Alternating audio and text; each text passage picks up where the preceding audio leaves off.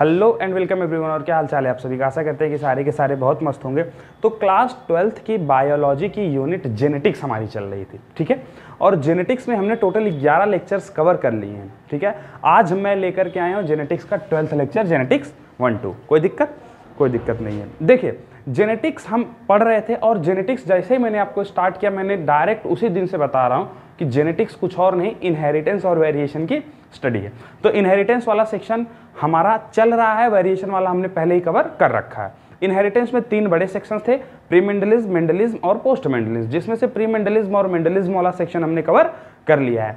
हम पढ़ क्या रहे थे? पोस्ट मेंडलिज्म पढ़ रहे थे।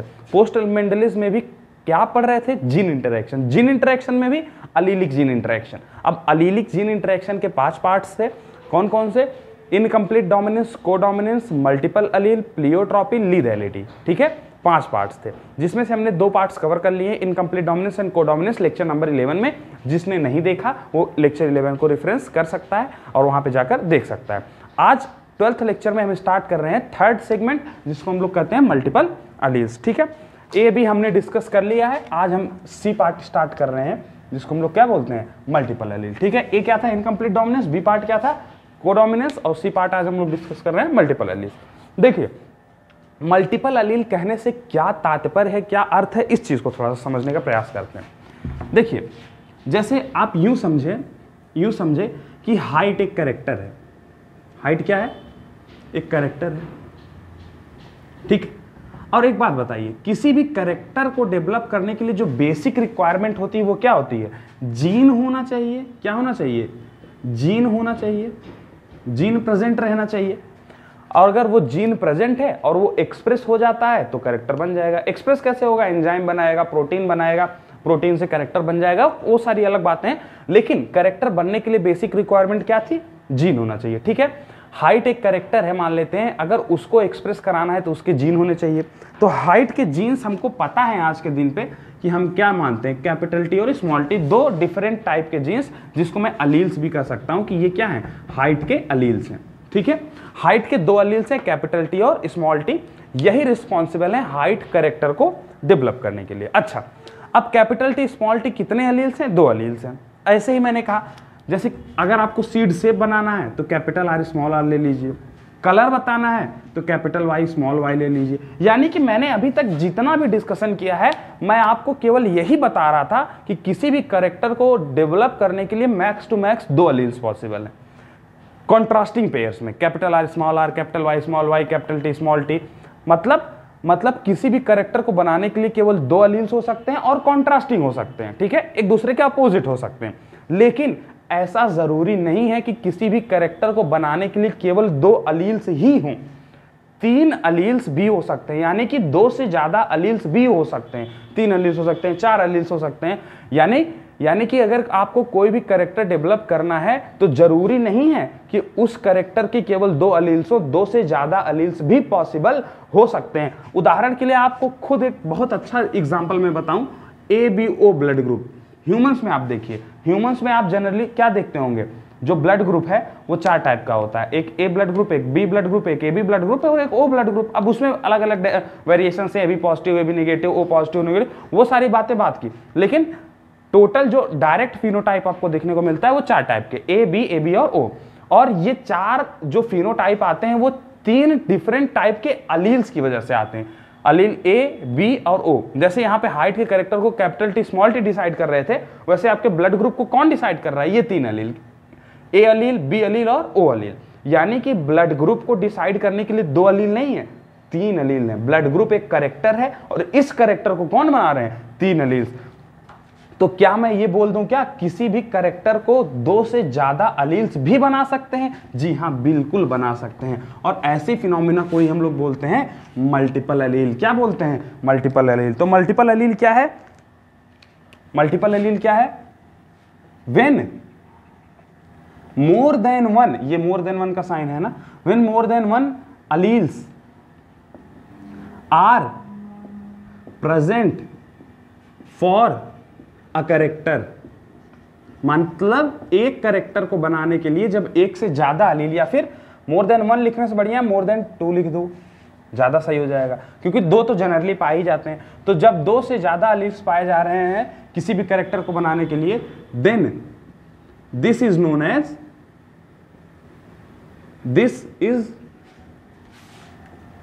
As multiple allele. ठीक है, तो मल्टीपल अलील क्या है? मल्टीपल अलील मतलब 2 से ज्यादा अलील पाए जा रहे हैं किसी भी कैरेक्टर को बनाने के लिए, तो आप उसको क्या बोल देंगे? मल्टीपल अलील बोल देंगे। ठीक है साहब, ये बात समझ गए। अब एक बात आती है सर कि कोई भी कैरेक्टर, जैसे हाइट था, कैपिटल टी स्मॉल टी, ठीक है। अब हाइट एक कैरेक्टर है, इस कैरेक्टर को बनाने के लिए हम कहते हैं कि 2 अलील्स पाए जाते हैं, कॉन्ट्रास्टिंग होंगे, एक दूसरे के अपोजिट होंगे। अगर कहीं हाइट का तीसरा अलील भी आया है तो सोचिए जरा, हाइट का तीसरा अलील कैसे आया होगा? देखिए, जो कैरेक्टर बनता है जीन से बनता है, जीन होता क्या है? जीन एक स्पेसिफिक कोड होता है। जैसे मानता हूं मैं एक्स वाई जेड, ये स्पेसिफिक कोड मिला के क्या बना रहा था? Capital T allele. और एक्स वाई और डब्ल्यू ये मिला के क्या बना रहा था? Small T allele. ऐसा कुछ कोड रहा होगा जिसने बनाया कैपिटल टी, ऐसा कुछ कोड रहा होगा जिसने बनाया स्मॉल टी। तो ऐसा भी तो हो सकता है ना कि ये सीक्वेंस में कुछ बदलाव आ जाए, इन्वायरमेंटल फैक्टर की वजह से, वातावरण की वजह से कुछ ऐसा बदलाव आ जाए कि एक्स वाई टी बन जाए, या फिर टी तो मैं नहीं लेता हूं, एक्स वाई बी बन जाए। सोचिए, क्योंकि टी वाला तो हम ऊपर ले रहे हैं ना, इस वजह से मैं टी यहां पे नहीं ले रहा हूं। जैसे सोचिए, एक्स वाई जेड से कैपिटल टी बना, एक्स वाई डब्ल्यू से स्मॉल टी बना, तो एक्स वाई बी भी तो आ सकता है, मतलब कुछ और बदलाव भी तो आ सकता है इसके सीक्वेंस में। ऐसे ही कुछ और बदलाव आ सकता है, तो एक नया टाइप का अलील भी तो बन सकता है, और इस नए टाइप के अलील का नया नाम देना पड़ेगा। मान लेते हैं इसका नाम हमने दे दिया पी, तो हाइट के 3 अलील्स हो गए, capital T small T P. अब सोचिए जरा, अगर हाइट के 3 अलील्स आए तो कैसे आए? थोड़ा सा स्लाइट चेंज होने में, जो डीएनए का सीक्वेंस था, जो आपका सीक्वेंस था जिसकी वजह से जीन्स बन रहे थे, उस सीक्वेंस में बदलाव हुआ तो क्या बन गया? एक नया अलील बन गया उसी कैरेक्टर का। और इसी चेंज को हम लोग क्या नाम देते हैं? इसी चेंज को हम लोग नाम देते हैं म्यूटेशन। क्या नाम देते हैं? म्यूटेशन। तो जीन के सीक्वेंस में बदलाव, मतलब जो हमारा डीएनए था उसके सीक्वेंस में बदलाव आया, जिसकी वजह से जीन, एक नया जीन डेवलप हो गया, और इसी को क्या नाम देते हैं? म्यूटेशन। और जब एक नया जीन, एक नया अलील आ जाएगा, जब एक नया अलील किसी भी पॉपुलेशन में आ जाएगा, तो उसी फिनोमिना को हम लोग बोलते हैं मल्टीपल अलील्स। और ये मल्टीपल अलील आया कैसे? This multiple allele arise due to mutation. तो जो म्यूटेशन हुआ, और ये म्यूटेशन आपको दिख रहा होगा, एक्स वाई जेड, एक था एक्स वाई जेड तो कैपिटल टी बना रहा था, एक्स वाई डब्ल्यू था तो स्मॉल टी बना रहा था, तो एक्स वाई बी भी तो हो सकता है, या फिर कुछ भी एक नया कॉम्बिनेशन बना तो नया अलील बन गया, नया अलील बना तो मल्टीपल अलील आ गया। और इस मल्टीपल अलील को ही हमने क्या बोल दिया? ये कैसे आया? This arise due to mutation. ये कैसे अराइज हुआ? म्यूटेशन की वजह से अराइज हुआ। ठीक है साहब, म्यूटेशन। तो जो म्यूटेशन हुआ किसमें? डीएनए के सीक्वेंस में, उसी की वजह से क्या आया? ये एक नया अलील आ गया ह्यूमन पॉपुलेशन में या फिर किसी भी पॉपुलेशन में। एक बात बताइए, जैसे मान लीजिए कोई पॉपुलेशन थी, मैं आपको बार बार हाइट का एग्जांपल इस वजह से देता हूं ना क्योंकि आप उससे फैमिलियर हो चुके हैं। ठीक है, जैसे मान लीजिए कोई पॉपुलेशन थी, इसमें बहुत सारे लोग थे, मैं एक एक बिंदी बता रहा हूँ। ये डॉटेड क्या रिप्रेजेंट कर रहे हैं? डॉट्स रिप्रेजेंट कर रहे हैं मेंबर्स ऑफ द पॉपुलेशन। जो पॉपुलेशन है उसके लोगों को ये दिखा रहे हैं। ठीक है, किसी की भी पॉपुलेशन हो सकती है, मान लेते हैं ह्यूमंस की पॉपुलेशन थी। ठीक है, अब यूँ समझिए, इन ह्यूमंस की पॉपुलेशन में किसी एक बंदे में म्यूटेशन हुआ, किसी एक बंदे में म्यूटेशन हुआ। ठीक है, म्यूटेशन के कारण उसमें क्या डेवलप हो गए? न्यू अलील्स डेवलप हो गए किसी भी कैरेक्टर के। एक बंदे में म्यूटेशन हुआ, न्यू अलील आ गया। अब ये न्यू अलील क्या डेवलप कर देगा?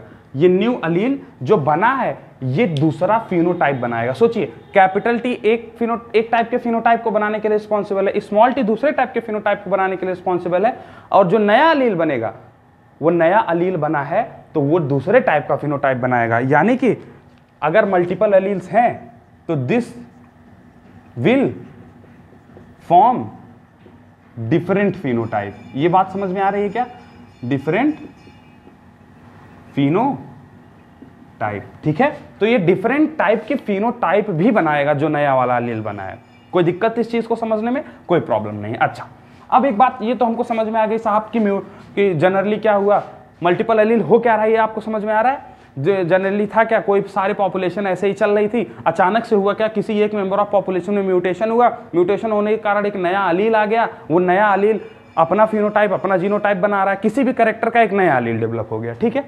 अब आप सोचिए जरा, अभी ये पूरी पॉपुलेशन में केवल एक बंदे में म्यूटेशन हुआ, तो क्या हम इसको डायरेक्ट, अगर मुझको ये जानना है कि ये, अच्छा सोचिए अभी आप ये समझिए कि जैसे म्यूटेशन से नया एलील, जैसे कैपिटल टी स्मॉल टी की जगह एक और आ गया एक्स, कोई एक नया एलील आ गया, ठीक है, हाइट का ये एक नया एलील आ गया। अब आप सोचिए जरा, अभी तो इस पूरे पॉपुलेशन में के केवल एक बंदे के पास ये एलील है एक्स, बाकी सारे में तो दो ही है, कैपिटल टी स्मॉल टी, दो ही एलील्स। तो क्या केवल एक बंदे में ये एलील होना इस बात को सुनिश्चित कर देता है कि एक नया एलील पॉपुलेशन में आ गया है? मैं कहने की क्या कोशिश कर रहा हूं, इस चीज को समझिए। ये जो नया एलील आया वो तो अभी केवल एक बंदे में ही है, तो क्या केवल एक आदमी में एक नए टाइप का एलील आ जाना, क्या केवल एक आदमी में एक नए टाइप का एलील आ जाना इस बात को निर्धारित कर देता है कि किसी पॉपुलेशन में या फिर किसी कैरेक्टर का एक नया एलील आ गया है इस दुनिया में? समझ रहे हैं मेरी बात, मैं क्या कहना कोशिश कर रहा हूं? क्या क्वेश्चन है ये, मैं आपको बता नहीं रहा हूं। क्वेश्चन क्या है कि क्या केवल एक आदमी में या फिर कुछ आदमियों में या फिर कुछ पॉपुलेशन के लोगों में अगर एक नया एलील आ जाए कैरेक्टर का, तो क्या केवल कुछ लोगों में वो नया एलील आना इस बात को निर्धारित कर देगा क्या कि उस कैरेक्टर का एक नया एलील आ गया है इस दुनिया में? देखिए, इस चीज का जवाब मैं आपको देता हूं। इस चीज का जवाब क्या है कि कोई भी पॉपुलेशन है, अगर उसमें एक नया एलील आया है, न्यू एलील, तो उसको तब तक नया एलील नहीं माना जाएगा जब तक वो 1% पॉपुलेशन में ना पाया जाए, जब तक वो 1% पॉपुलेशन में ना पाया जाए। यानी कि अगर ये 1000 लोग थे, 1000 लोग एक जगह रहते थे, इस 1000 लोग में से तब तक इसको नया एलील नहीं माना जाएगा जब तक ये 1000 का 1% लोगों में ना आ जाए। 1000 का 1% मतलब 1000 × 1/100, यानी कि जब तक 1000 लोगों की पॉपुलेशन में 10 लोगों में ये नया एलील नहीं आएगा, तब तक हम इसको नया एलील की तरह नहीं मान सकते। यानी कि अगर आपको किसी भी एलील को नया एलील मानना है तो आपको क्या बताना पड़ेगा कि न्यू एलील, अगर कोई नया एलील आया है तो वो क्या कितना होना चाहिए? कम से कम पूरी पॉपुलेशन का 1% होना चाहिए। If new allele of a character is developed, यह मैं इसको रब कर दूं क्या थोड़ा, मुझे और चीजें समझानी इसलिए मैं इसको मिटा नहीं रहा हूं। चलो मैं नीचे लिख देता हूं। If new allele of a character is developed, then it will only be considered as new allele of that character if it is present in 1% or 0.001 frequency of the population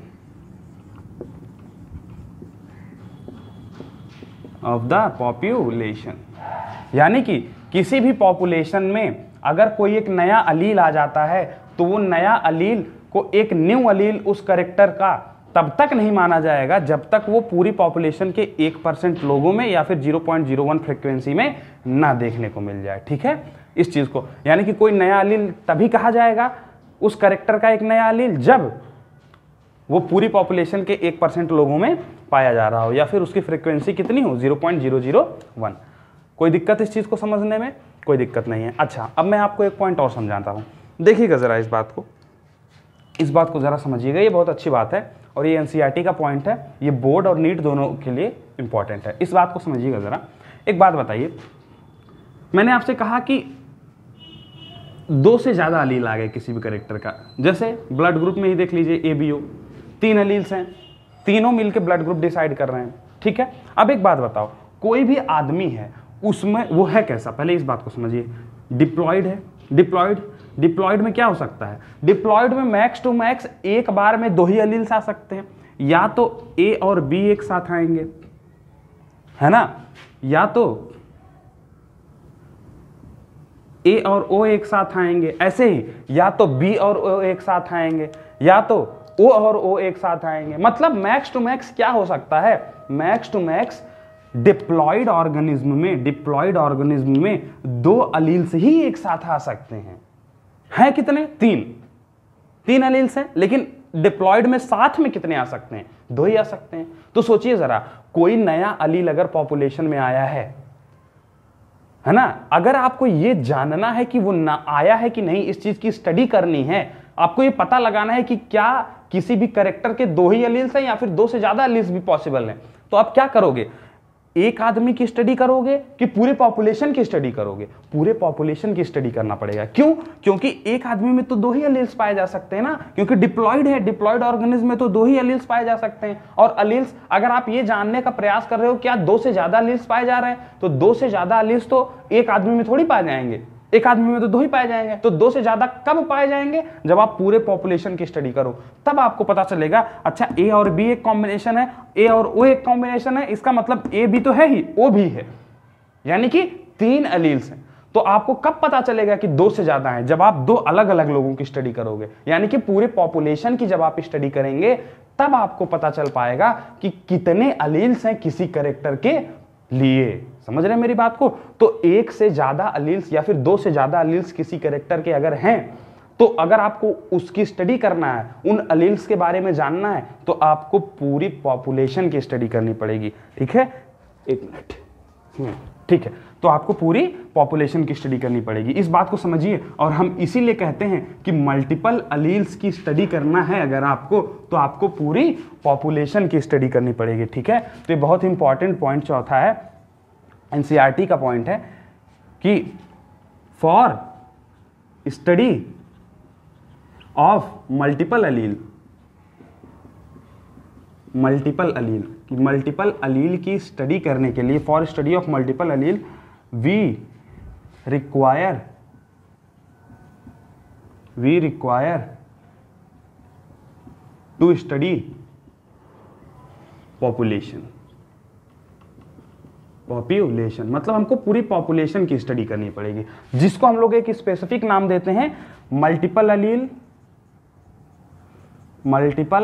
अलील की अगर आपको स्टडी करनी है तो क्या करना पड़ेगा, population study करना पड़ेगा।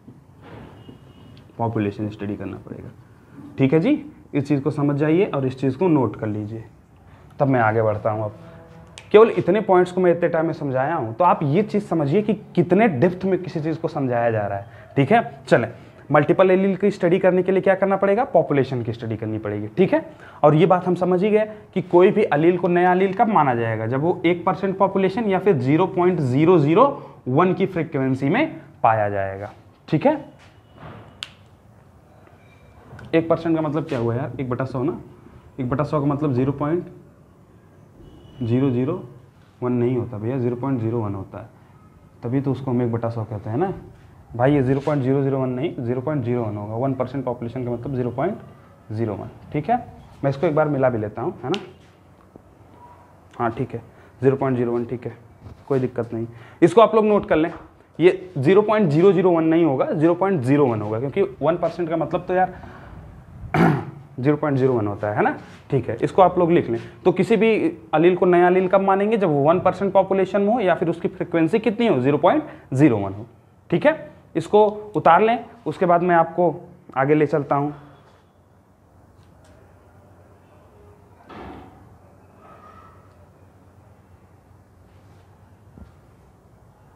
चलिए रब करूं, चलो अब आ जाओ, कुछ एग्जांपल्स देख लेते हैं हम लोग, मल्टीपल एलील्स के कुछ एग्जांपल्स देख लेते हैं। एग्जांपल्स क्या हैं बताता हूं, देखिए कुछ एग्जांपल्स देख लेते हैं मल्टीपल एलील के। मल्टीपल एलील का पहला एग्जांपल तो अपना वही था, ABO blood group in humans. Humans में क्या चीज का देखना है आपको, ABO blood group in humans. ठीक है, कितने एलील्स हैं इसके, 3 एलील्स हैं, कोई दिक्कत नहीं है। चलो अब एक बात और बताता हूँ आपको, और एग्जांपल्स देखिए। Example number 2, coat colour in rabbit. Rabbit का कोट कलर को डिसाइड करने के लिए मल्टीपल एलील्स होते हैं, जहाँ पे हम बात करते हैं कि 4 एलील्स पाए जाते हैं जो उसकी कोट कलर को डिसाइड करते हैं। और एग्जांपल्स लीजिए साहब, और एग्जांपल बताऊं मैं आपको। 3rd नंबर, आई कलर इन ड्रोसोफिला। जो ड्रोसोफिला है उसका आई कलर, उसका ड्रोसोफिला के आई कलर के लिए लगभग 15 से 16 एलील्स रिस्पॉन्सिबल होते हैं। सोचिए एक करेक्टर के लिए इतने सारे एलील्स भी पॉसिबल हो सकते हैं। समझ में आ रहा है बात? चलिए ठीक है, इतना नोट कर लीजिए, फिर हम आगे बढ़ते हैं। एक और एग्जांपल है, उसको भी मैं लिख देता हूं। सेल्फ इनकम्पेटिबिलिटी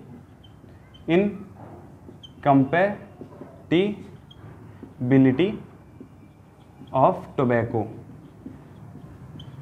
इसको 4 से 6 एलील्स डिसाइड करते हैं। ठीक है जी, ये भी आप नोट डाउन कर लें, इतना नोट डाउन कर लो, 4 एग्जांपल्स। कोई दिक्कत? चलो अब एक चीज़ आपको बताता हूँ, एक फॉर्मूला है n × n+1/2। ये किस चीज़ का फॉर्मूला है? Total possible genotype. किसके केस में? मल्टीपल एलील के केस में। अगर आपको मल्टीपल एलील के केस में टोटल पॉसिबल जीनोटाइप बताना है तो आप क्या कर देंगे? n × n+1/2, जहां पे n क्या है? n है number of allele.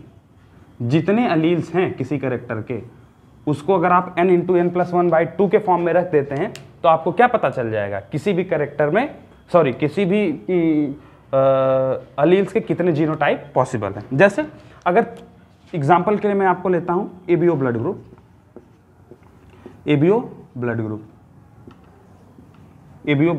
In humans. जरा इसकी बात कर लेते हैं। ह्यूमंस में जो एबीओ ब्लड ग्रुप होता है उसकी बात अगर हम करते हैं तो एबीओ ब्लड ग्रुप जो है उसमें कितने एलील्स हैं? 3 एलील्स हैं। तो कितने टाइप के जीनोटाइप होंगे? तो types of genotype n × n+1/2।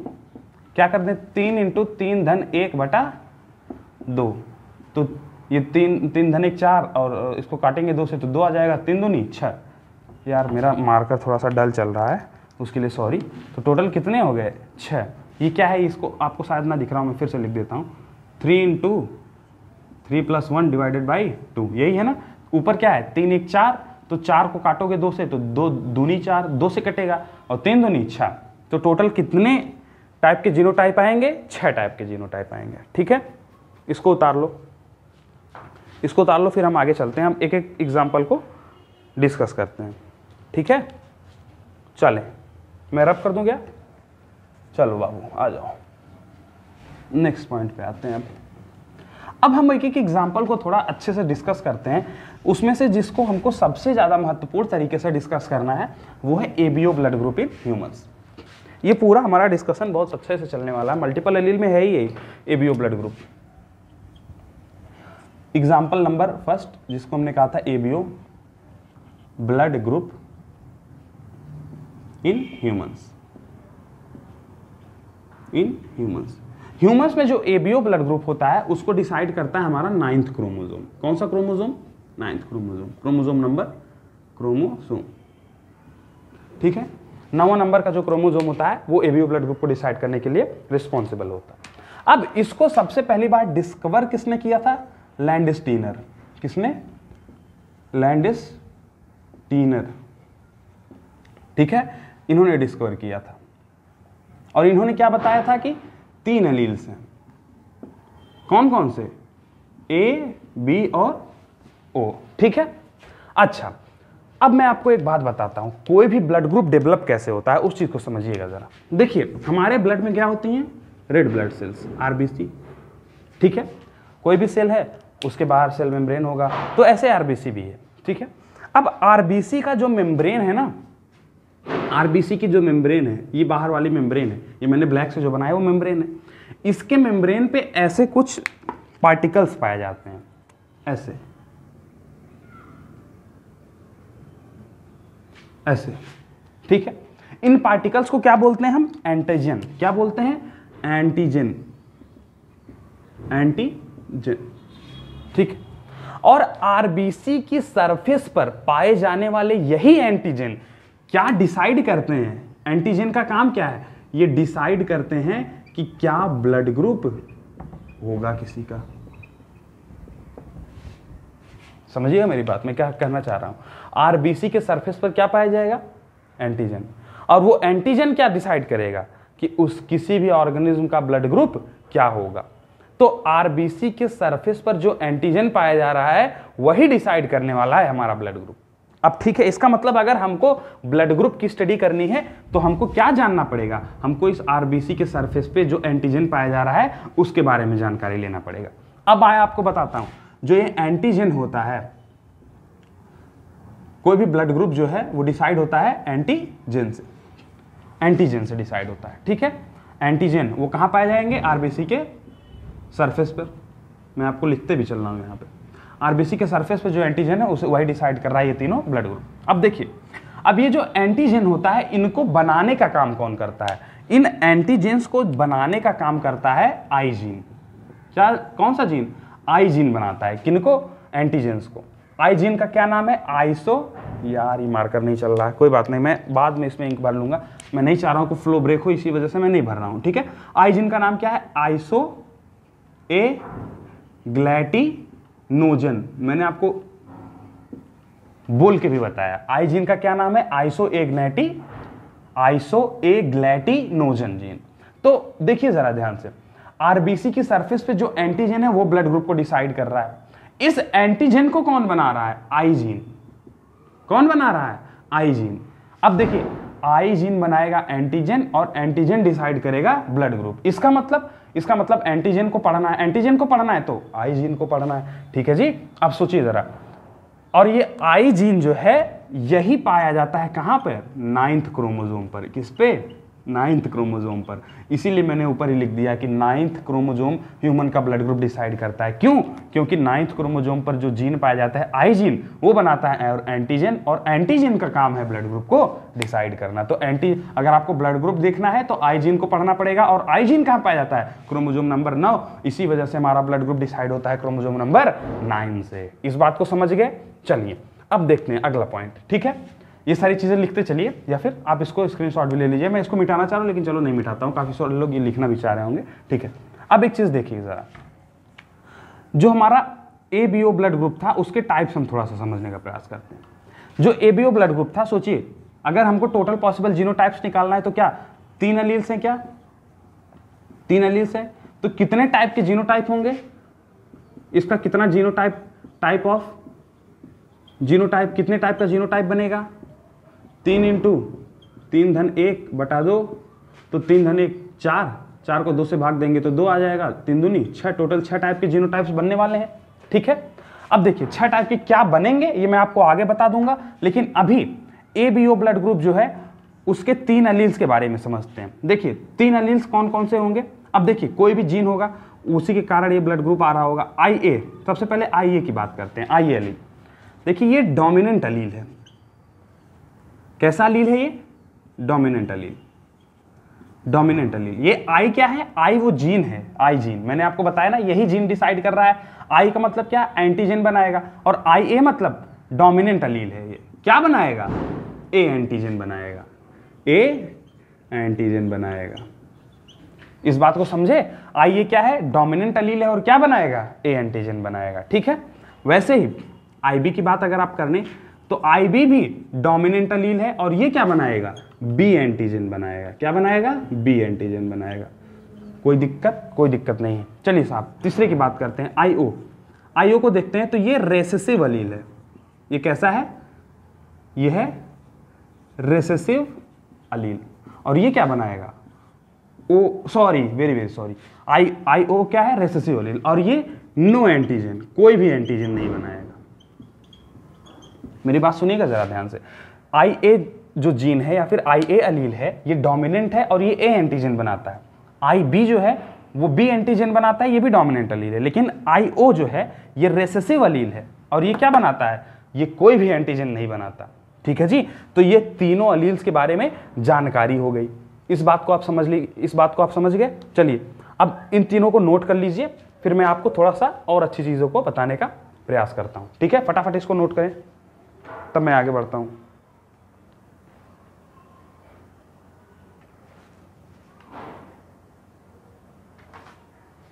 चलिए इसको रब कर दूं क्या, इसको मिटा दूं? चलो मिटा देते हैं। अब आओ कुछ और अच्छी चीजों के बारे में देखते हैं। ये तो समझ गए ना साहब, आई जीन कैसे काम, मतलब आई जीन रिस्पॉन्सिबल है किसके लिए, ब्लड ग्रुप बनाने के लिए। अब ये बनाता कैसा है, मतलब आई जीन जो है एंटीजन बनाएगा, उसी एंटीजन से हमारा ब्लड ग्रुप डिसाइड होगा। तो आई जीन किसी एंटीजन को कैसे बनाता है, इस चीज को थोड़ा सा देख लें क्या। देखो मैं आपको बताता हूं। देखिए होता क्या है कि जो आरबीसी का सरफेस है, आरबीसी की मेम्ब्रेन है, आरबीसी की मेम्ब्रेन, ठीक है, ये आरबीसी की मेम्ब्रेन है, उससे जुड़ा हुआ होता है एच सब्सटेंस। क्या जुड़ा होता है, एच सब्सटेंस। ठीक है, अब इस एच सब्सटेंस से एंजाइम आके जुड़ता है।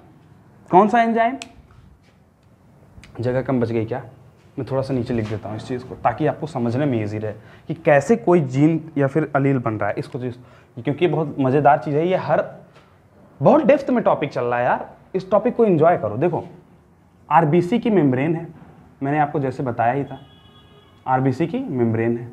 ठीक है, यहाँ पे देखो ये आरबीसी की मेम्ब्रेन है। ठीक है, अब इस आरबीसी की मेम्ब्रेन से जुड़ा हुआ है एच सब्सटेंस। क्या जुड़ा हुआ है, एच सब्सटेंस। ठीक है, मैं इसको रब करता हूँ। देखो एच सब्सटेंस, अब इस एच सब्सटेंस पे आके लगेगा कौन, एंजाइम। एंजाइम का नाम है गैल नेक ट्रांसफरेज। एंजाइम बहुत महत्वपूर्ण नहीं है आपके लिए, आप बस जानते रहें, गैल नेक ट्रांसफरेज। और देखो ये एंजाइम कहां जुड़ेगा, यहां पे। और जब गैल नेक ट्रांसफरेज आरबीसी के मेम्ब्रेन पे लगे एच सब्सटेंस से जुड़ता है तो उसके साथ साथ एक चीज यहां पर ऐड होती है जिसका नाम है N acetyl glucosamine. N acetyl glucosamine, सुना मेरी बात ध्यान से। जब आरबीसी की मेम्ब्रेन से जो एच सब्सटेंस लगा था उस पे आके कौन लगा, गैल नेक ट्रांसफरेज, तो क्या जुड़ गया, एन एसिटाइल ग्लूकोसामीन। और बना क्या बताऊं आपको, बना ए एंटीजन। क्या बन गया, ए एंटीजन बन गया। और मैं आपको जानकारी के लिए बताऊं, इस गैल नेक ट्रांसफरेज को भेजने का काम किसने किया था, आईएजी ने। किसने, आईएजी ने।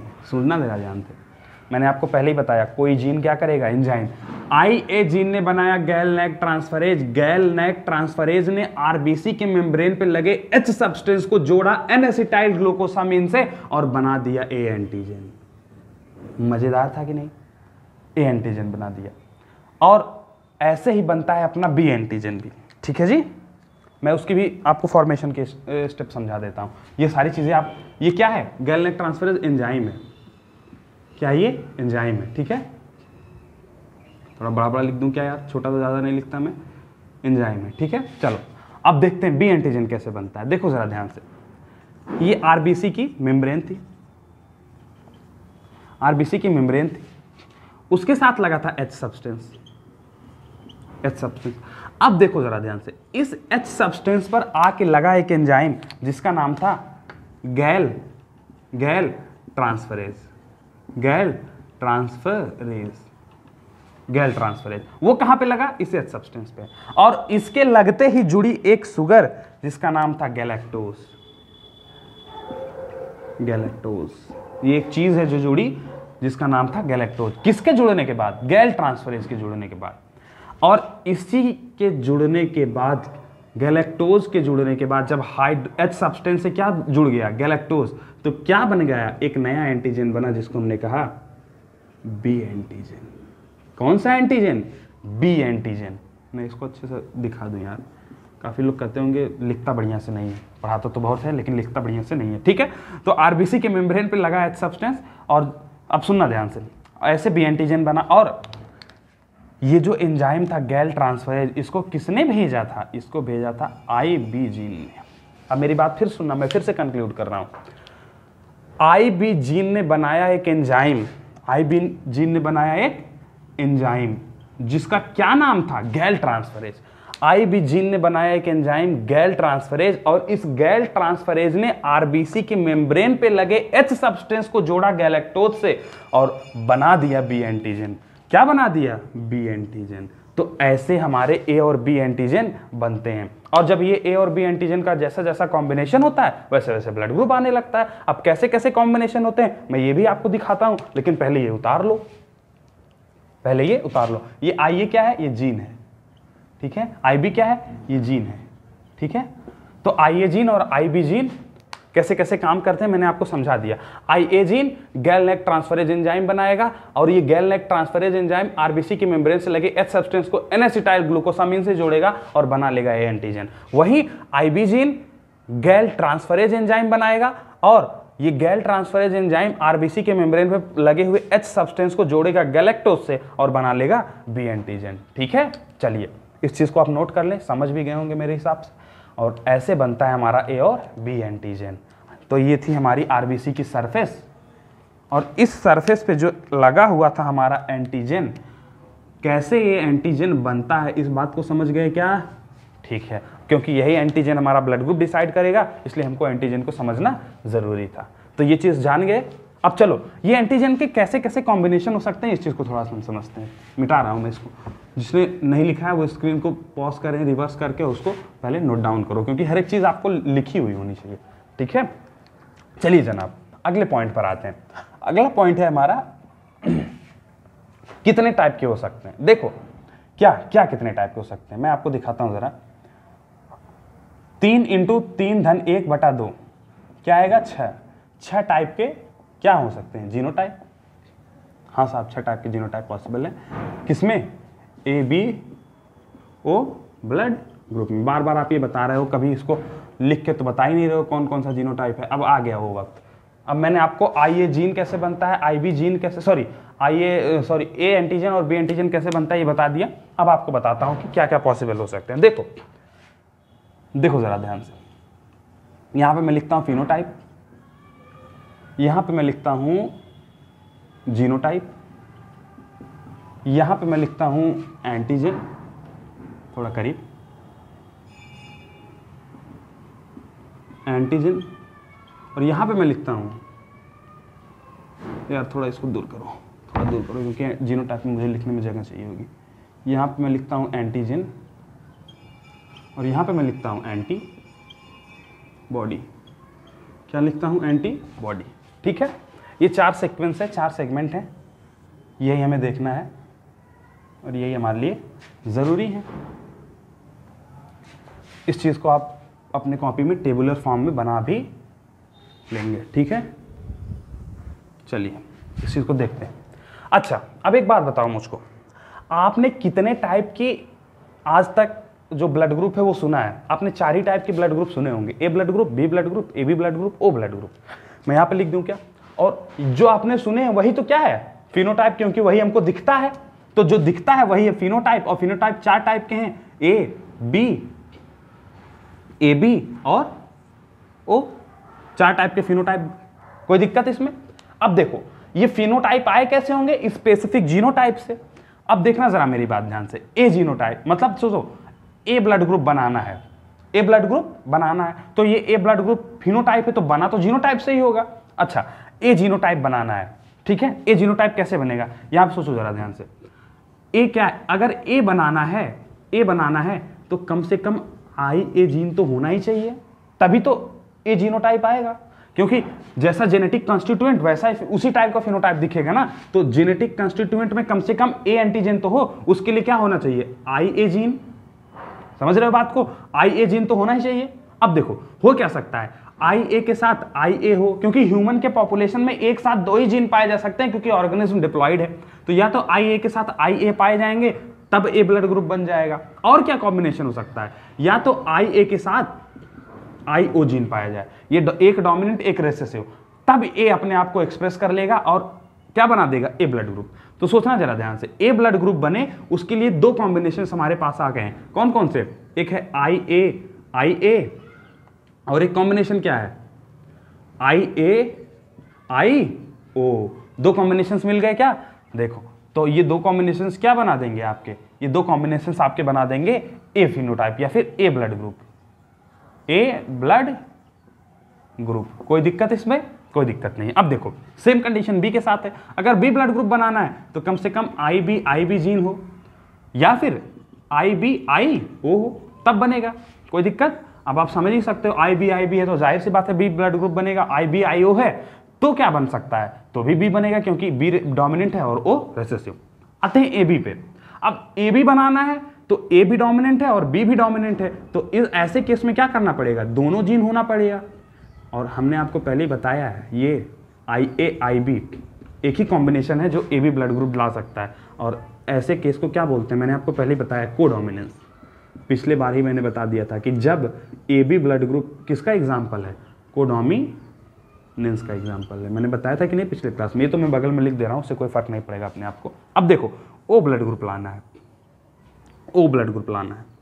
अब ओ ब्लड ग्रुप कैसे बनेगा, ये तो रेसेसिव अलील है, जो आईओ अलील है अपना ये तो रेसेसिव अलील है, और अगर रेसेसिव अलील है तो जो फिनोटाइप बनेगा इससे वो भी रेसेसिव होगा। यानी कि समझिएगा जरा ध्यान से, आईओ है तभी केवल ऐसा पॉसिबल है कि ओ ब्लड ग्रुप बन सकता है। समझ रहे मेरी बात को, ठीक है।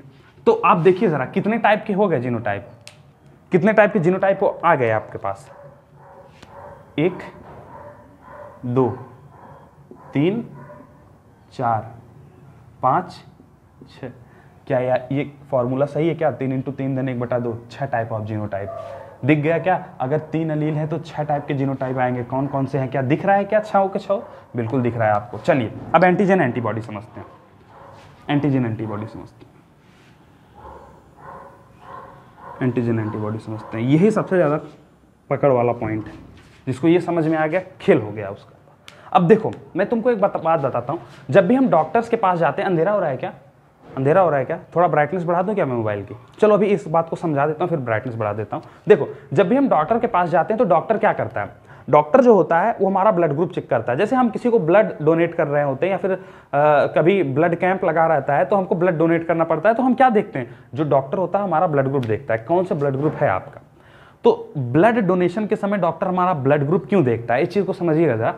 ब्लड ग्रुप इस वजह से देखता है क्योंकि होता क्या है कि जो ब्लड दे रहा है उसके पास स्पेसिफिक एंटीजन और स्पेसिफिक एंटीबॉडी होती है।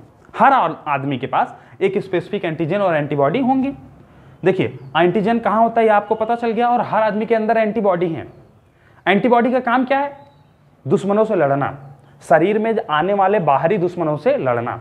और वो एंटीबॉडी पहचानेगा कैसे, वो एंटीजन को देख के पहचानता है। अब सुनना मेरी बात को, जरा ध्यान से सुनना इस बात को। एंटीजन और एंटीबॉडी दो अलग अलग टाइप के लोग हैं आपके शरीर में, और जब आपकी एंटीबॉडी किसी बाहरी को पकड़ेगी तो मार डालेगी। अब सुनो, एंटीजन एंटीबॉडी दोनों है। अगर आपके शरीर का एंटीजन आपके एंटीबॉडी से मिलता जुलता है तब तो ठीक, और अगर कोई बाहरी आया तो खून खच्चर होने लगेगा, खून जमा देगा। अब सुनना, जो डोनेट कर रहा है खून उसका एंटीजन, ये बात डॉक्टर क्यों ब्लड ग्रुप चेक करता है, क्योंकि जो खून दे रहा है उसका एंटीजन और जो खून ले रहा है उसकी एंटीबॉडी कभी भी एक जैसी नहीं होनी चाहिए। अब मेरी बात को यहीं से कनेक्ट करना, जैसे देखो ये ए ब्लड ग्रुप है तो इसका एंटीजन कैसा होगा, ए एंटीजन होगा, ठीक है। अब जैसा इसका एंटीजन है वैसी इसकी एंटीबॉडी नहीं होनी चाहिए, नहीं तो इसी के बॉडी में खून खच्चर हो जाएगा। डोनेट करने की तो दूर की बात है, जैसा इसका एंटीजन है अगर वैसी इसकी एंटीबॉडी हो गई तो इसकी एंटीबॉडी इसी के एंटीजन को पकड़ के मारने लगेगी। तो क्या हो सकता है, जैसा एंटीजन है उसके अपोजिट एंटीबॉडी होनी पड़ेगी। अब अगर ब्लड ग्रुप ए बन रहा है तो जीनोटाइप ये रहा होगा, और अगर ए ब्लड ग्रुप बन रहा है तो पक्का एंटीजन का ए होना निश्चित है, ए एंटीजन तो होगा ही होगा। और अगर एंटीजन ए है तो एंटीबॉडी इसके उल्टी होनी पड़ेगी, यानी कि एंटीबॉडी कैसी होगी, बी एंटीबॉडी। इसीलिए मैं यहाँ पे आपको बहुत देर से समझा रहा था इस बात को, जिसकी एंटीजन और एंटीबॉडी एक जैसी नहीं होनी चाहिए। ये दोनों अलग अलग लोग हैं। अगर एक जैसे हुए तो मार डालेंगे। तो एंटीजन ए है तो एंटीबॉडी बी। अब देखो यहां पे जरा, B blood group, B blood group तो कौन सा एंटीजन? B antigen. और अगर एंटीजन बी है तो एंटीबॉडी ए होगी। समझ रहे हो? अब देखो जरा, अब यहां पे तो दोनों दो जो ब्लड ग्रुप है वो A B blood group, A B blood group तो एंटीजन तो ए बी दोनों होगा इसके पास। और जब दोनों एंटीजन होगा तो आप कोई भी एंटीबॉडी नहीं ला पाएंगे। अगर आप ए एंटीबॉडी लाएंगे तो ए वाले को मार डालेगा, बी एंटीबॉडी लाएंगे तो बी वाले को मार डालेगा। इसका मतलब क्या है? खून जम जाएगा, मारने काटने वाला काम चलने लगेगा शरीर के अंदर। अब जरा सुनना ध्यान से, अगर ए बी एंटीजन है, अगर आपके पास ए बी ब्लड ग्रुप है तो ए बी एंटीजन का होना निश्चित है। और इस केस में आपके पास कोई भी एंटीबॉडी नहीं होती है। क्या मैंने बोला? No antibody, no antibody. ठीक है जी, कोई एंटीबॉडी होगी ही नहीं आपके पास। ठीक है, अब आओ इसमें देखते हैं O blood group. O blood group में देखते हैं, ओ ब्लड ग्रुप कैसा है? रेसेसिव, आईओजीन। आईओजीन इसका मतलब क्या है? मैंने आपको पहले बता दिया, इसके पास कोई एंटीजन ही नहीं है, इसी वजह से तो ये रेसेसिव था। ये मैंने आपको क्या बताया? रेसेसिव फॉर्म था ना। रेसेसिव का मतलब क्या है? इसके पास नो एंटीजन। अब सुनना जरा ध्यान से, इसके पास कोई भी एंटीजन नहीं है। कोई भी एंटीजन अगर किसी के अंदर नहीं है तो दोनों एंटीबॉडी रख लो, कोई दिक्कत नहीं होगी। दोनों भी एंटीबॉडी आपके पास होगी तो भी आपके खून को वो कोई मतलब जब एंटीजन ही नहीं है तो मारेगा किसको? तो इसका मतलब क्या है? दोनों एंटीबॉडी आपके पास हो सकती हैं। ए बी एंटीबॉडी दोनों आपके पास हो सकती है। ये पूरा चार्ट बहुत इंपॉर्टेंट है। A blood group, A antigen, antibody B. B blood group, antigen B, antibody A. A B blood group, antigen A B and antibody कोई भी नहीं रहेगी। वहीं ओ ब्लड ग्रुप, कोई एंटीजन नहीं है, दोनों एंटीबॉडी है।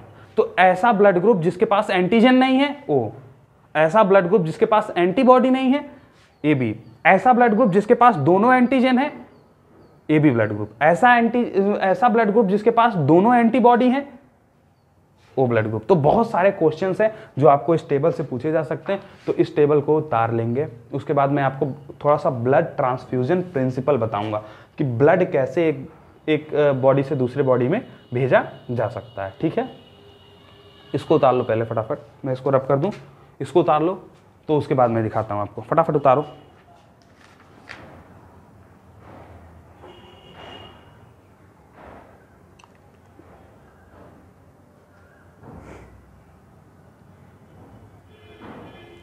मिटा दूंगा? चलो, ब्लड ट्रांसफ्यूजन प्रिंसिपल पढ़ते हैं कि ब्लड को कैसे एक बॉडी से दूसरे बॉडी में भेजा जाता है। अभी तो हम अपने शरीर का बारे में जान रहे थे कि एक आदमी है तो उसके खुद के शरीर में कैसे एंटीजन और एंटीबॉडी होंगी। ठीक है, इतना बात तो हम जान ही गए हैं कि एंटीजन और एंटीबॉडी एक जैसी नहीं होनी चाहिए एक शरीर में। जिस भी शरीर में है एंटीजन एंटीबॉडी एक जैसी होंगी तो खून कच्चा हो जाएगा। देखो, अगला टॉपिक आता है अपना ब्लड ट्रांसफ्यूजन प्रिंसिपल। मतलब जब भी आप ब्लड डोनेट कर रहे होते हैं किसी भी कारणवश किसी दूसरे आदमी को, तो उस समय क्या ध्यान देना चाहिए, उसका प्रिंसिपल क्या है, ब्लड डोनेशन का प्रिंसिपल क्या है। देखिए, इसमें दो लोग होते हैं, एक कौन, एक है पहला आदमी है डोनर जो ब्लड दे रहा है, और दूसरा बंदा कौन है, दूसरा बंदा है रेसिपेंट। कौन है दूसरा बंदा? रेसिपेंट। रेसिपेंट कौन है? जो ब्लड ले रहा है। ठीक है, ये डोनर क्या है? Blood donor. और रेसिपेंट कौन है? Blood acceptor.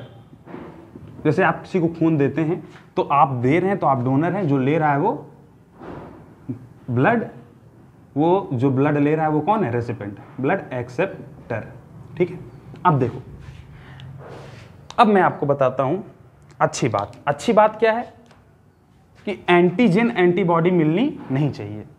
मैंने क्या बोला? एंटीजन एंटीबॉडी मिलनी नहीं चाहिए। अब देखो, आप तो खून दे दोगे, जैसे जिसको देना है उसके अंदर तो जैसा एंटीजन जैसे एंटीबॉडी उसके शरीर ने पहले बना के रखी है तो उसको कोई अंतर नहीं पड़ेगा। लेकिन जिसको खून लेना है उसके अंदर एक नया खून जाएगा, और नया खून जाएगा तो एंटीजन एंटीबॉडी देखनी पड़ेगी। ठीक है, अब देखो, जिसके अंदर जाएगा वो कौन है? वो रेसिपेंट है। तो अब रेसिपेंट को बड़े ध्यान से हमको समझना पड़ेगा। देखो, रेसिपेंट में क्या होना चाहिए, जैसे रेसिपेंट है कोई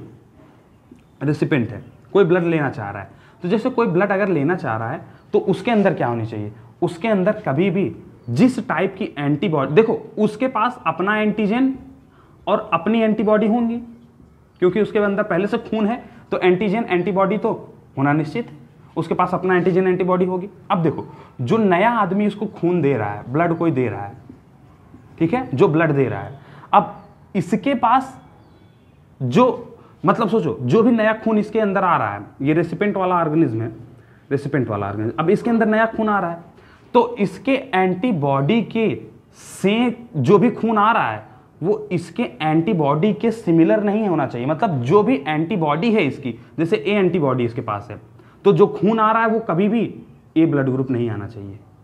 मेरी बात समझ रहे हैं? एंटीबॉडी ए है तो कभी भी ए ब्लड ग्रुप नहीं आना चाहिए, क्योंकि अगर ए ब्लड ग्रुप आया तो उसके पास कौन सा एंटीजन होगा, ए एंटीजन, और एंटीबॉडी भी ए और एंटीजन भी ए, खून खच्चर हो जाएगा, खेला खत्म हो जाएगा। इसका मतलब क्या है, इसका मतलब अगर इसके पास सोचो जरा, इसके पास ए एंटीबॉडी है तो पक्का इसके खुद के पास कौन सा ब्लड ग्रुप रहा होगा, बी हो सकता है, तो बी ब्लड ग्रुप इसके पास रहा होगा। अब सोचो जरा, इसके पास अगर बी ब्लड ग्रुप है तभी तो इसके पास ए एंटीबॉडी रही होगी, समझ रहे हो? बी ब्लड ग्रुप इसका मतलब बी एंटीजन, बी एंटीजन के पास ए एंटीबॉडी, इसका मतलब क्या है, आप इसको ए ब्लड ग्रुप का खून नहीं दे सकते। समझ रहे हैं मेरी बात को? ए ब्लड ग्रुप का खून आप नहीं दे सकते, क्योंकि ए ब्लड ग्रुप का खून देंगे तो एंटीजन कौन सा आ जाएगा, ए, और अगर एंटीजन एंटीबॉडी सेम हुई तो खेला खत्म, खून खच्चर। इसका मतलब क्या है, जो दे रहा है उसका क्या देखोगे, एंटीजन, जो दे रहा है उसका क्या देखोगे, एंटीजन देखोगे, और जो ले रहा है उसका क्या देखोगे, एंटीबॉडी देखोगे।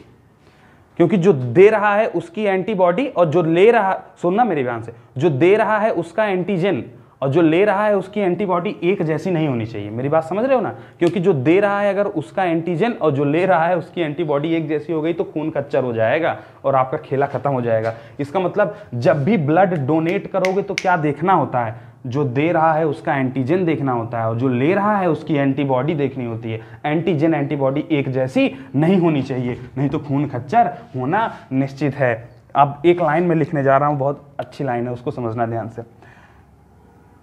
Donor blood antigen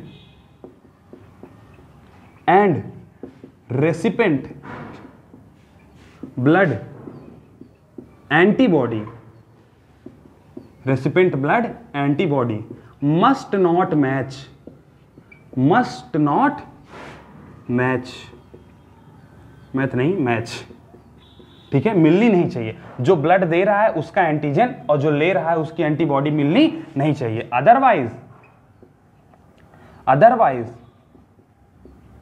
otherwise blood otherwise blood will get clotted, जम जाएगा खून जो है वो, मतलब एंटीजन एंटीबॉडी एक दूसरे से लड़ भिड़ जाएंगी और जो खून है वो क्या हो जाएगा, जम जाएगा। इसी को हम लोग कहते हैं एग्लूटिनोजेन, एग्लूटिनोजेन।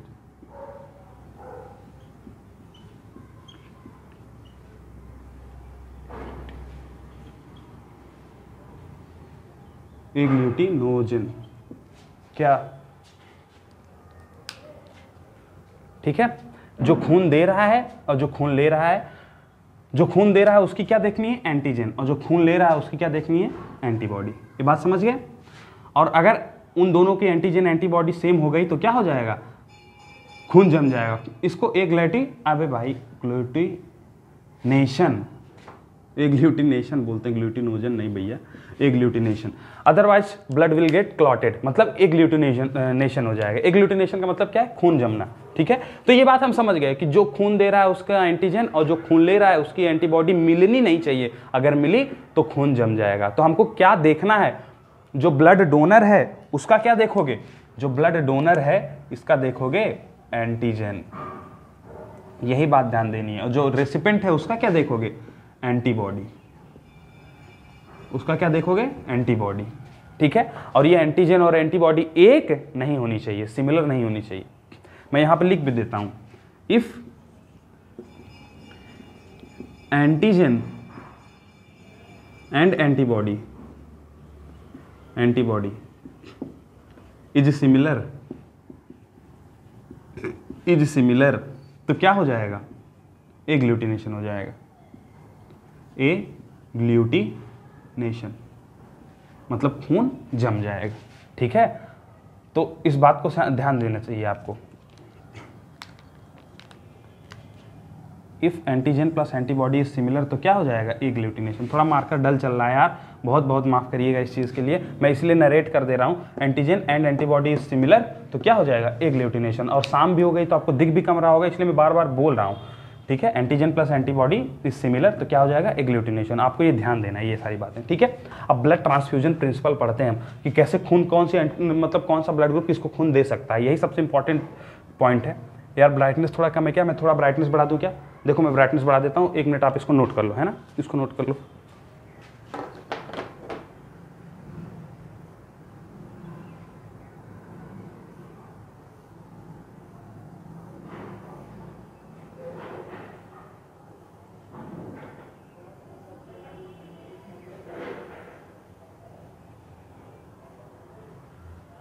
हाँ चलो ठीक है, चलो मैक्स टू मैक्स मैं इतना ही ब्राइटनेस बढ़ा सकता हूँ क्योंकि शाम हो गई, 5 बज रहा है और खुले आसमान के नीचे हूँ तो मैं कुछ कर नहीं सकता। तो फटाफट मैं ब्लड ट्रांसफ्यूजन प्रिंसिपल ख़त्म करता हूँ और बाकी कल पढ़ेंगे, है ना।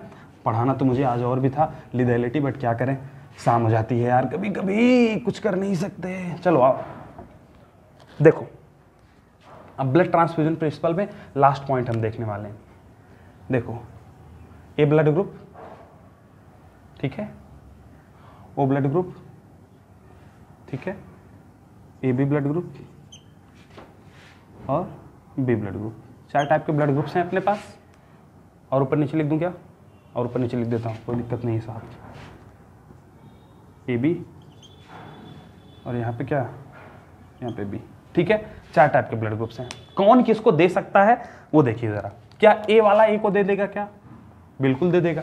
क्यों, क्योंकि देखो अगर ए को दे रहा है तो क्या होगा, ये डोनर है और ये एक्सेप्टर है। सुनो ज़रा ध्यान से, अब ए वाले के पास क्या है, एंटीजन क्या है, एंटीजन ए है, एंटीबॉडी क्या है, देखो एंटीबॉडी इसके पास बी है, ठीक है, इसके पास भी एंटीबॉडी। अब ये दे किसको रहा है, ए को दे रहा है, उसके पास भी एंटीजन कौन सा होगा, एंटीजन होगा ए और एंटीबॉडी बी। मैंने आपसे क्या बोला था, जो दे रहा है उसका एंटीजन, यहाँ पे एंटीजन क्या है, एंटीजन है ए, एंटीजन है ए, तो एंटीजन क्या है यहाँ पे ए, और जो ले रहा है उसकी एंटीबॉडी, एंटीबॉडी क्या है बी। ये दोनों एक जैसे नहीं होने चाहिए। क्या एक जैसे हैं क्या, बिल्कुल नहीं। एंटीजन ए है, एंटीबॉडी बी है, तो कभी क्या खून जमेगा क्या, नहीं जमेगा। इसका मतलब ए वाला ए को आराम से दे सकता है। जब ए वाला ए को आराम से दे सकता है तो ओ वाला ओ को भी आराम से दे सकता है, बी वाला बी को आराम से दे सकता है और ए बी वाला ए बी वाले को आराम से देख सकता है। क्योंकि सबके पास यही केस है, जिसका जो एंटीबॉडी होगी उसका अपोजिट जिसका जो एंटीजन होगा उसकी अपोजिट एंटीबॉडी होगी। तो जिसका जैसा खून है वो अपने जैसे सिमिलर खून वाले को बड़े ही आराम से ब्लड दे सकता है। ये ब्लड ट्रांसफ्यूजन प्रिंसिपल में ही हम लोग पढ़ रहे हैं, कहीं कोई अलग टॉपिक नहीं है ये, ठीक है। आप उसी के नीचे लिखेंगे इसको, ठीक है। अब एक बात बताता हूँ मैं आपको, अब सुनना जरा ध्यान से। ओ वाले को देखते हैं, O blood group. O blood group के पास एंटीजन कौन सा है, एंटीजन कोई भी नहीं है। एंटीबॉडी जो है वो दोनों है, ए बी दोनों एंटीबॉडी। अब सुनो जरा ध्यान से, मैंने आपसे क्या कहा था, कोई खून दे रहा है उसका क्या देखोगे, मैं रब करूं क्या इसको, ऊपर वाला रब कर देता हूं। जो खून दे रहा है डोनर का क्या देखना है, एंटीजन, और रेसिपेंट एंटीबॉडी, ठीक है। ये 2 चीज हमें देखनी है, रेसिपेंट की एंटीबॉडी और डोनर का एंटीजन, ठीक है। अब जो डोनेट कर रहा है उसके पास एंटीजन ही नहीं है, जो डोनेट कर रहा है उसके पास, ओ वाले को देख रहे हैं ना हम लोग, ओ ब्लड ग्रुप वाले के पास ओ डोनर है। ओ अगर किसी को देता है तो ओ के पास तो एंटीजन ही नहीं है। इसका मतलब क्या है, इसका मतलब ओ का खून जिसके अंदर जाएगा उसके पास कोई भी एंटीबॉडी हो वो इसके एंटीजन को मार ही नहीं पाएगी, क्योंकि इसके पास एंटीजन है ही नहीं। इसका मतलब क्या है, इसका मतलब ओ किसी को भी दे सकता है खून, क्योंकि ओ के पास एंटीजन ही नहीं है। तो ओ वाला क्या करता है, ओ वाला सबको दे सकता है, ए को भी दे सकता है, बी को भी दे सकता है और ए बी को भी दे सकता है। इसीलिए हम लोग ओ वाले को यूनिवर्सल, अभी यूनिवर्सल डोनर एक्सेप्टर बाद में बता दूंगा, पहले ये सुनो। ओ जो है वो तीनों को दे सकता है, ठीक है। क्यों? क्योंकि ओ के पास कोई एंटीजन ही नहीं है। वैसे ही एबी को देखो जरा, AB blood group, AB blood group, जो एबी ब्लड ग्रुप है इसके पास अगर एंटीजन देखोगे, एंटीजन, इसके पास कोई एंटीजन है क्या? दोनों हैं, ए और बी दोनों हैं। और एंटीबॉडी, एंटीबॉडी एक भी नहीं है। आप रेसिपेंट का क्या देखते हो? अगर कोई खून ले रहा है तो उसकी क्या देखते हो? एंटीबॉडी। अब जो खून ले रहा है अगर उसके पास एंटीबॉडी ही नहीं है तो खून को जमाएगा कैसे, मतलब एंटीजन को मारेगा किस चीज से?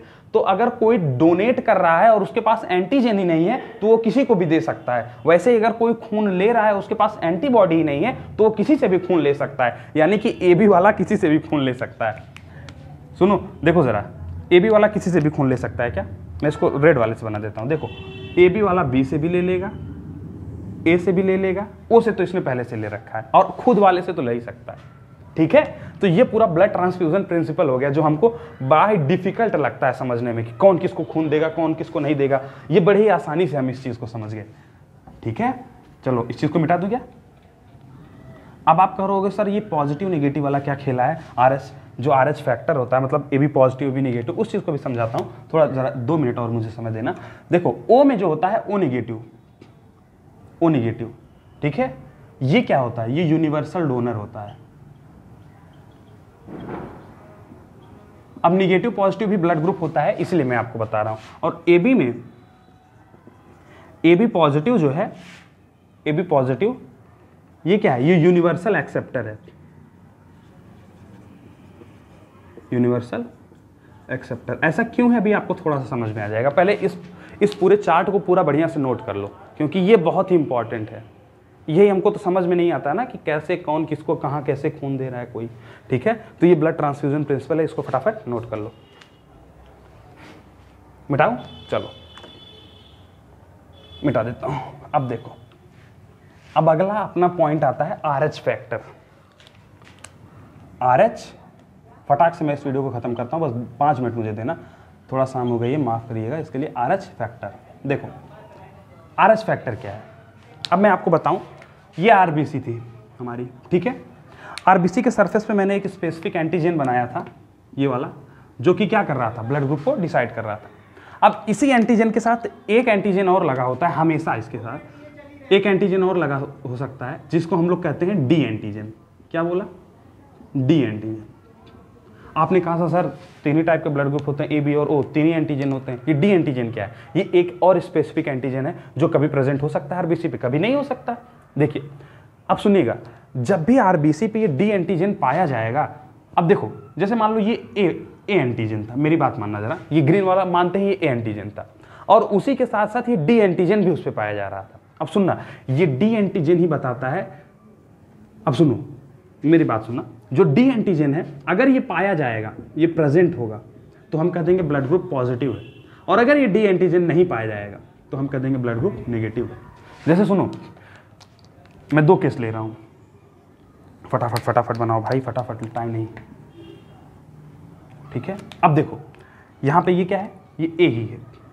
देखो ऊपर वाले में क्या था? ऊपर वाले में आरबीसी के सरफेस पर ए एंटीजन था, साथ साथ डी एंटीजन था, ठीक है। यहां पर आरबीसी के सरफेस पे ए एंटीजन है लेकिन डी एंटीजन नहीं है। ये वाला कौन सा ब्लड ग्रुप बनेगा? ये वाला ए ब्लड ग्रुप, उसके साथ साथ डी एंटीजन है इसके पास, तो ए पॉजिटिव। कोई दिक्कत? अब देखो जरा, ये भी ए ब्लड ग्रुप बनेगा क्योंकि एंटीजन ए है, लेकिन यहां पे डी एंटीजन नहीं है, तो ये क्या बनेगा? ए नेगेटिव। ब्लड ग्रुप समझ पा रहे हो क्या? कब ए पॉजिटिव बनेगा और कब ए नेगेटिव बनेगा?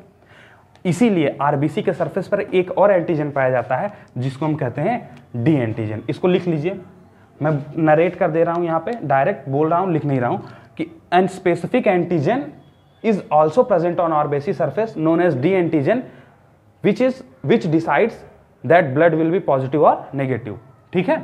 तो डी एंटीजन होता है और वही डिसाइड करता है हमारा खून पॉजिटिव होगा कि नेगेटिव होगा। If D antigen is present means blood will be positive, if absent means the blood will B negative, ठीक है। इसको रब कर दूं क्या? चलो आओ, चलो आओ। अब एक बात बताओ, 2 लोग हैं, एक के पास, एक है आरएच पॉजिटिव, आरएच का मतलब पॉजिटिव का मतलब इसके पास डी एंटीजन है, और एक है आरएच नेगेटिव, आरएच नेगेटिव। 2 लोग हैं, आरएच पॉजिटिव वाला एक बंदा है और एक आरएच नेगेटिव वाला बंदा है, ठीक है। अब एक बात समझते हैं, जो RH पॉजिटिव वाला आदमी है इसके पास क्या है, इसके पास D एंटीजन है और इसके पास D एंटीजन नहीं। अगर इसके पास D एंटीजन है तो क्या कभी इसके पास D एंटीबॉडी होगी क्या? नहीं होगी। इसलिए यहां पे D एंटीबॉडी नहीं पाई जाती, क्योंकि अगर एंटीजन एंटीबॉडी दोनों होगी तो खून कच्चा, जबकि यहां पे D एंटीबॉडी पाई जाएगी। D एंटीबॉडी पाई जाएगी कि नहीं? ये D एंटीबॉडी लिखा है, शाम हो गई दिख नहीं रहा हो तो मैं आपको बता दूं ये D एंटीबॉडी है। अब एक बात बताओ, जो डोनेट कर रहा है उसका एंटीजन देखना है और जो ले रहा है उसकी एंटीबॉडी देखनी है, ठीक है। अब सोचना जरा ध्यान से, क्या RH पॉजिटिव वाला कभी RH निगेटिव वाले को खून दे सकता है क्या? मैं यहां पे नीचे लिखूं RH पॉजिटिव, इसको सही से लिखो यार, RH पॉजिटिव और RH नेगेटिव। पहले इसको उतार लो फिर मैं लिखवाता हूं, फटाफट उतार लो धड़ा से। चलो अब देखो, मैं इसको मिटाने वाला था ना, इसी वजह से मिटा दो इसको। क्या देखो, अब एक बात बताओ, कौन किसको खून दे सकता है? पहले बात करते हैं, क्या RH पॉजिटिव वाला RH नेगेटिव को खून दे पाएगा क्या? देखो, इसके पास कौन सा एंटीजन है? A antigen. कौन सा एंटीजन? A antigen. और एंटीबॉडी नहीं। इसके पास कौन सा एंटीजन है? इसके पास एंटीजन ही नहीं है, तभी तो ये नेगेटिव है। इसके पास एंटीबॉडी कौन सी है? एंटीबॉडी D एंटीबॉडी है इसके पास। सोचो जरा, RH पॉजिटिव के पास एंटीजन है A और RH नेगेटिव के पास एंटीबॉडी है D। सॉरी, ये D एंटीजन है ना, ये नहीं, D एंटीजन। RH पॉजिटिव के पास D एंटीजन है और RH नेगेटिव के पास D एंटीबॉडी है। तो क्या RH पॉजिटिव वाला कभी RH नेगेटिव को खून देगा? देगा ही नहीं, क्योंकि जो दे रहा है उसकी एंटीबॉडी, और जो फिर उल्टा बोल दिया, जो दे रहा है उसका एंटीजन और जो ले रहा है उसकी एंटीबॉडी एक जैसी नहीं होनी चाहिए। तो दे कौन रहा है? RH पॉजिटिव, इसके पास कौन सा एंटीजन है? D, और जो ले रहा है उसकी कौन सी एंटीबॉडी है? Small d। तो D सेम हो जाएंगे, यानी कि कभी RH पॉजिटिव वाला RH निगेटिव वाले को खून नहीं दे पाएगा, ठीक है। अब चलो, अब एक चीज और, क्या RH नेगेटिव वाला RH पॉजिटिव को दे देगा क्या? बड़ी आसानी से दे देगा। अगर ये वाला इसको देना चाहे तो RH नेगेटिव वाला RH पॉजिटिव को बड़ी आसानी से दे देगा, क्योंकि जो दे रहा है उसके पास कोई एंटीजन ही नहीं है, जो ले रहा है उसके पास कोई भी एंटीबॉडी हो, क्या फर्क पड़ता है? जो दे रहा है उसके पास जब एंटीजन नहीं तो किसी को भी दे देगा, तो RH नेगेटिव वाला किसी को भी दे सकता है। इसीलिए मैं कहता हूं O नेगेटिव यूनिवर्सल डोनर है, क्योंकि O पॉजिटिव के पास एक एंटीजन आ जाता है लेकिन O नेगेटिव के पास कोई एंटीजन नहीं है, और O के पास खुद कोई एंटीजन नहीं था, और O नेगेटिव इसके पास तो एक भी एंटीजन नहीं है। इसी वजह से O नेगेटिव किसी को भी खून दे सकता है और इसको यूनिवर्सल डोनर कहते हैं। क्या बोलते हैं? Universal donor. अब सुनो, O नेगेटिव तो किसी को भी, इसलिए RH नेगेटिव वाला RH पॉजिटिव को खून दे सकता है, लेकिन RH पॉजिटिव वाला नेगेटिव को खून नहीं दे सकता। अब RH पॉजिटिव वाला RH पॉजिटिव को बड़े आसानी से खून दे देगा और RH नेगेटिव वाला RH नेगेटिव को बड़ी आसानी से खून दे देगा। जैसा मतलब सेम, और उस तो मतलब क्या हो गया? सेम एंटीजन एंटीबॉडी, मतलब कोई दिक्कत नहीं, सेम आदमी अपने जैसे जीनोटाइप वाले को खून दे देगा। ये बात हम पहले ही समझ चुके हैं, ठीक है। अब AB पॉजिटिव ये यूनिवर्सल एक्सेप्टर क्यों बना?